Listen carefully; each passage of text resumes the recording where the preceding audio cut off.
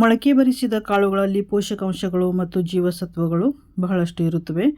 ಹಾಗೆಯೇ ಮೊಳಕೆ ಬರಿಸಿದ ಕಾಳುಗಳು ಆರೋಗ್ಯಕ್ಕೆ ತುಂಬಾ ಒಳ್ಳೆಯದು.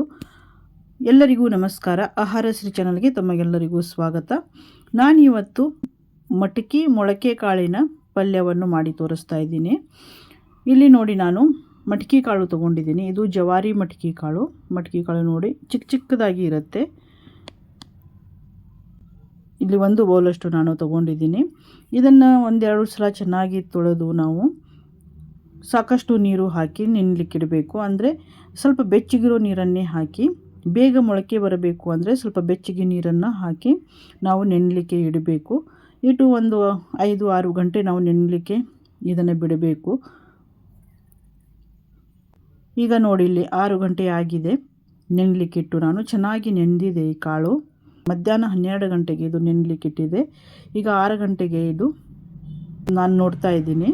ಈಗ ಇದನ್ನು ಏನು ಮಾಡಬೇಕು ಅಂದರೆ ಒಂದು ಕಾಟನ್ ಬಟ್ಟೆಯಲ್ಲಿ ಕಟ್ಟಿ ಇಡಬೇಕು.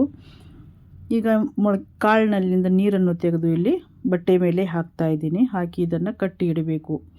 ಈ ರೀತಿಯಾಗಿ ಒಂದು ಗಂಟನ್ನು ಕಟ್ಟಿ ನಾವು ಇದನ್ನು ಇಡಬೇಕು. ಪಾತ್ರೆ ಅಥವಾ ಡಬ್ಬ ಇರುತ್ತೆ ನೋಡಿ, ಡಬ್ಬಿಯಲ್ಲಿ ಹಾಕಿ ಇಡಬೇಕು. ಇಟ್ಟು ಏನಾದರೂ ಬೆಚ್ಚಗೆ ಇರುತ್ತೆ ನೋಡಿ, ನಾವು ಹಾಲು ಬಿಸಿ ಮಾಡಿರ್ತೀವಿ, ಏನಾದರೂ ಅಡುಗೆ ಮಾಡಿರ್ತೀವಿ, ಇಲ್ಲಾಂದರೆ ಗ್ಯಾಸ್ ಮೇಲೆ ಆದರೂ ಬೆಚ್ಚಗಿರುವಂಥ ಜಾಗದಲ್ಲಿ ಈ ರೀತಿಯಾಗಿ ಬಟ್ಟೆಯಲ್ಲಿ ಸುತ್ತಿ ನಾವು ಇಡಬೇಕು. ಚೆನ್ನಾಗಿ ಮೊಳಕೆ ಬರುತ್ತೆ.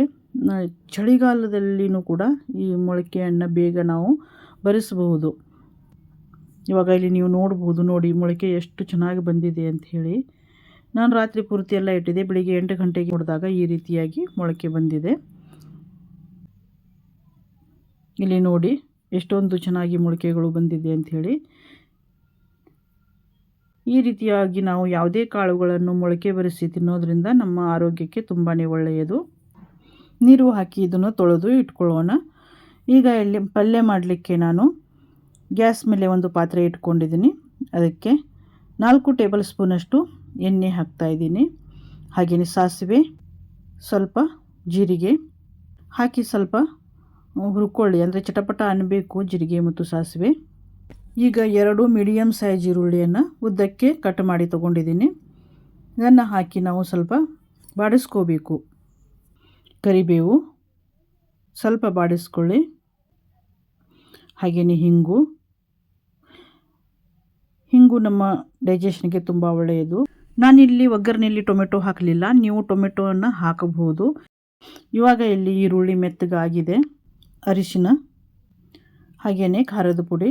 ನಾನು ಇಲ್ಲಿ ಮಸಾಲೆ ಖಾರ ಸೇರಿಸ್ತಾ ಇದ್ದೀನಿ 3 ಟೀ ಸ್ಪೂನಷ್ಟು. ನಿಮಗೆ ಖಾರ ಎಷ್ಟು ಬೇಕು ನೋಡಿಕೊಂಡು ನೀವು ಹಾಕೋಬಹುದು. ಮಸಾಲೆ ಖಾರದ ರೆಸಿಪಿ ನಿಮಗೆ ಬೇಕು ಅಂದರೆ ಡಿಸ್ಕ್ರಿಪ್ಷನಲ್ಲಿ ಲಿಂಕ್ ಕೊಟ್ಟಿರ್ತೀನಿ, ನೀವು ಅಲ್ಲಿ ಹೋಗಿ ನೋಡಬಹುದು. ಹಾಗೆಯೇ ಇಲ್ಲಿ ಕಾಯಿ ತುರಿ ಹಾಕ್ತಾ ಇದ್ದೀನಿ. ಹಾಕಿ ಇದನ್ನು ಮಿಕ್ಸ್ ಮಾಡ್ಕೊಳ್ಳಿ. ಸ್ವಲ್ಪ ಕೊತ್ತಂಬರಿ ಸೊಪ್ಪು ಹಾಕಿ ಸ್ವಲ್ಪ ಮಿಕ್ಸ್ ಮಾಡಬೇಕು. ಈಗ ನಾವು ಈ ಮೊಳಕೆ ಕಾಳನ್ನು ಇದರಲ್ಲಿ ಹಾಕಬೇಕು.